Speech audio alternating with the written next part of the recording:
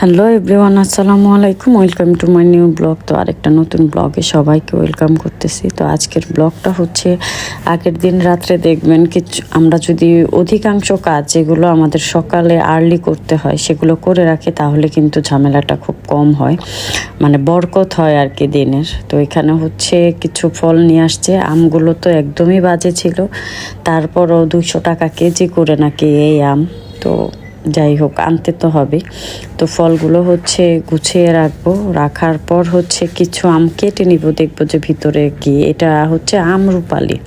তো এখন তো আমের সিজন শেষ, খুবই মানে দাম বেশি, বাট খেতে একদমই মজা না। মানে কচি কচি যে আমগুলা থাকে ওইগুলারও হচ্ছে ফরমালিন দিয়ে এইরকম করছে। তো অনেক আমের যে আটি আছে এগুলোর মধ্যে দেখছি একদম আমের বড়াটা কাঁচা। তো কালকে রান্নার প্রিপারেশনের জন্য এখানে হচ্ছে রসুন কুচি করে নিছি, কারণ রসুন বাটা অল্প আছে, আমার কুচানো রসুন দরকার কালকে যে রান্নাগুলো আমি করব। তো এখানে হচ্ছে রসুন কুচি, এগুলো যদি আপনি সকালে করতে যান অনেক টাইম লেগে যাবে। আর এখানে হচ্ছে সকালে নাস্তার জন্য রুটি। তো রুটিগুলো হচ্ছে হালকা সেকে তারপর হচ্ছে বক্সে ভরে রাখলে আপনি 2-3 দিন নর্মালে রেখে অনায়াসে খেতে পারবেন, কোনো সমস্যা নাই, খুবই ভালো থাকে। তো যারা ট্রাই করেন নাই অবশ্যই ট্রাই করবেন, দেখবেন যে ঝামেলা খুবই কম হয়। তো যে দুইটা কাজ বেশি ঝামেলা সেটা হচ্ছে সকালের নাস্তা আর হচ্ছে রান্নার যে ইগুলো থাকে সেগুলো।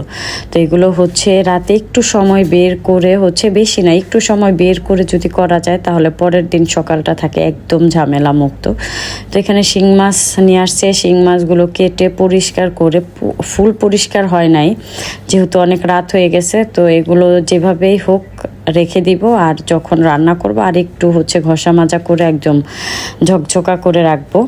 আর হচ্ছে রাতে কিচেনের যে ছোট্ট একটা র্যাক আছে আমার, একদমই ছোট, কারণ আমার কিচেনটা খুবই ছোট, বড় র্যাক রাখার মতো স্পেস নাই। তো রাতে ধুয়ে রাখছিলাম সব কিছু দিয়ে, সেগুলো হচ্ছে সকালে মানে রেখে দিচ্ছি। তো এই কাজগুলো যদি আমি আসলে রান্নার পাশাপাশি আবার ঘরের যে কাজ এগুলো যদি করতে যাই তাহলে সময় কোনো মতেই আসলে মেলানো যায় না, একদম বিকাল হয়ে যায়, খুবই কষ্ট হয়, শারীরিক মানসিক সব দিক দিয়ে কষ্ট হয়ে যায়।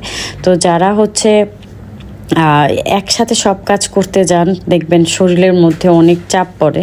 তো আমি বলবো যে রাতে একটু সময় বের করে যেসব কাজগুলো করে নেওয়া যায়, যে বেশিক্ষণ লাগে না, দেখবেন ওই কাজগুলাই পরের দিন সকালবেলা করতে অনেকটা টাইম লাগে, কারণ ঘরের বাচ্চা কাচ্চা সামলানো সব কিছু দিয়ে তখন হয়ে যায় অনেক রকমের ঝামেলা।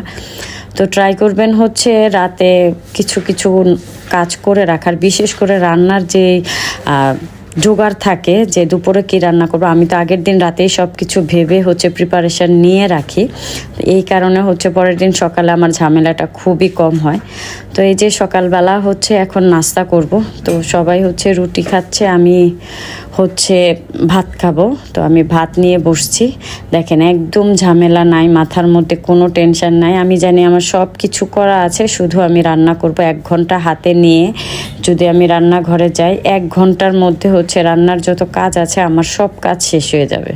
তো আশা করব এই ট্রিক্সটা যদি আপনারা ফলো করেন, যাদের বেশি ঝামেলা হয়ে যায় সকাল থেকে, যদি ফলো করেন দেখবেন একদম রান্নার কাজ একদম পানির মতো সহজ হয়ে যাবে। তো আমি হচ্ছে ভাজি দিয়ে ভাত খাচ্ছি, কুমড়া ভাজি, মিষ্টি কুমড়া ভাজি। এই ভাজিটা আমার খুবই পছন্দ। তো আজকের মতো এখানে বিদায় নেই, ভালো থাকবেন, আল্লাহ হাফেজ।